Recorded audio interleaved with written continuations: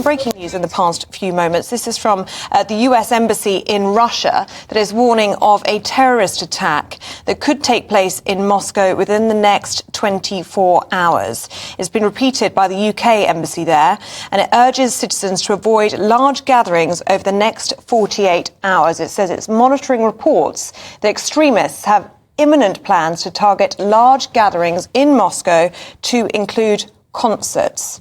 And Russia's Federal Security Service said that its agents have thwarted a potential Islamic State terrorist attack on a Moscow synagogue, with Russian media reporting that militants behind that plot were killed. So that breaking news from UK and US embassies in Russia of a potential terrorist attack taking place in Moscow within the next 24 hours. That has just emerged. We are joined now by political commentator Andy Williams and political consultant Emma Burnell. Andy, let's start with you and your reaction to this news. Yeah, so not long after Alexei Navalny's funeral, obviously turmoil going on in Russia. I think the concern is, excuse me, how might Vladimir Putin and the Kremlin exploit a situation like this? Might they crack down further erode people's civil liberties in Russia? Really, really worrying time. Emma? Yeah, I couldn't agree more. I mean, obviously, you have to address terrorism threats, whoever they are against, wherever they're happening.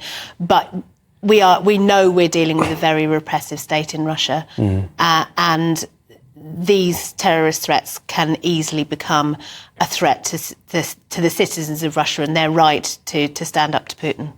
Even more of a threat.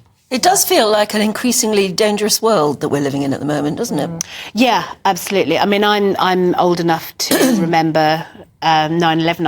I was in America on 9/11, and the aftermath of that. And I don't think that the world has felt this unstable since that moment, since that time.